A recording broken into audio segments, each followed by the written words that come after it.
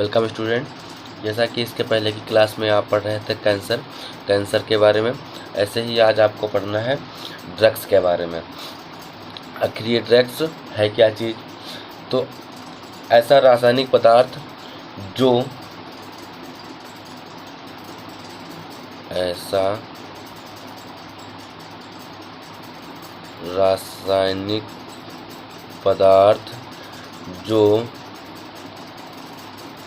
शरीर के किसी भाग या अंगों के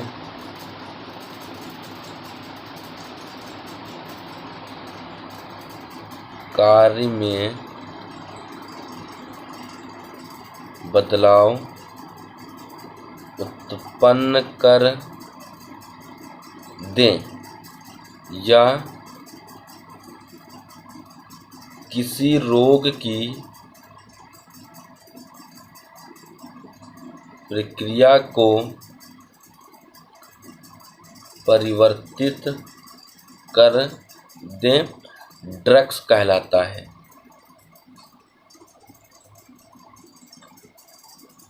ड्रग्स कहलाता है यानी कि ऐसा रासायनिक पदार्थ जो शरीर के किसी भाग या अंगों के कार्य में बदलाव उत्पन्न कर दे या किसी रोग की प्रक्रिया को परिवर्तित कर दे, ड्रग्स कहलाता है। फिर ड्रग्स के उदाहरण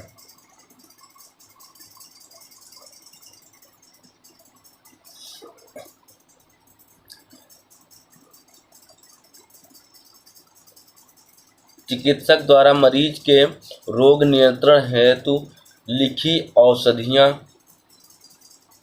आम लोगों द्वारा केमिस्ट की दुकान से स्वयं खरीदी गई औषधियाँ, ओवर द काउंटर नुस्खे या फिर तंबाकू, अल्कोहल,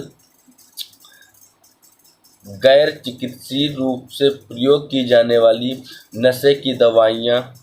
ऐसे ही कुछ खाने पीने के सामान में भी सूक्ष्म मात्रा में ड्रग्स के रूप में परिभाषित पदार्थ होते हैं, जैसे चाय कॉफ़ी में कैफीन।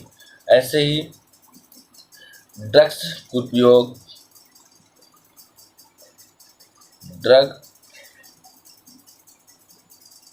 उपयोग यानी कि अगर किसी ड्रग का उस कार्य के लिए प्रयोग किया जाए जो इसके सामान्य औषधियों का भी बिना चिकित्सक की सलाह के प्रयोग ड्रग उपयोग की श्रेणी में आता है। चिकित्सक द्वारा सुझाई दवा का अधिक मात्रा व आवृत्ति में प्रयोग, जिससे व्यक्ति के शारीरिक कार्य व मनोवैज्ञानिक कार्यों पर प्रभाव पड़ रहा है। और यही भी क्या ड्रग उपयोग का प्रकार है। सामान्य रूप से दुरुपयोग की जाने वाली ड्रग्स हैं ओपियाइड्स, कैनेबिसाइड को और कोका, एल्कलॉइड्स आदि।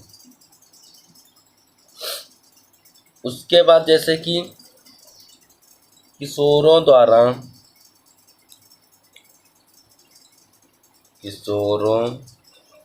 द्वारा ड्रग्स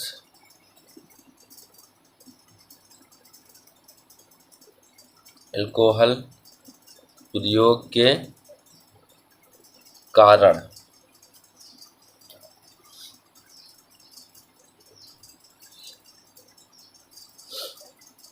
इसमें क्या होता है, किशोरों में प्राकृतिक जिज्ञासा, जोखिम उठाने, नए प्रयोग करने और उत्तेजना के प्रति आकर्षण की सहज प्रकृति होती है।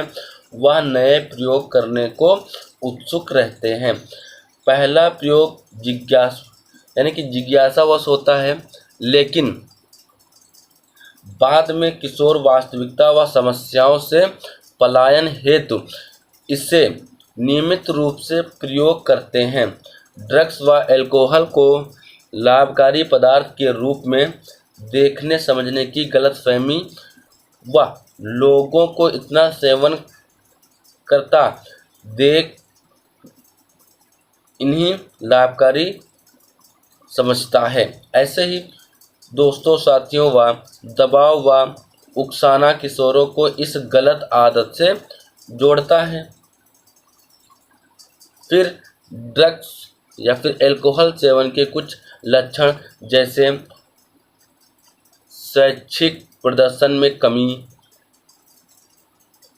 एकाकीपन, अकेले रहने की इच्छा, परिवार के सदस्यों दोस्तों से संबंधों में न्यूनता, अवसाद, थकान बने रहना, यानी कि बहुत सारे ऐसे सामान्य या फिर कुछ लक्षण भी हो जाते हैं। ऐसे ही रोकथाम व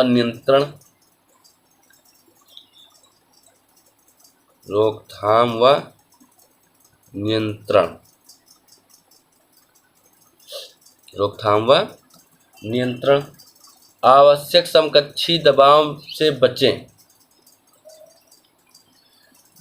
शिक्षा और परामर्श, यानी कहने का मतलब ये है कि बच्चे को समस्याओं और दबावों का सामना करने की शिक्षा और परामर्श देना चाहिए। बच्चे की ऊर्जा को पढ़ाई के अतिरिक्त खेलकूद, योग, संगीत के साथ साथ अन्य स्वस्थ गतिविधियों की दिशा में भी लगाना चाहिए।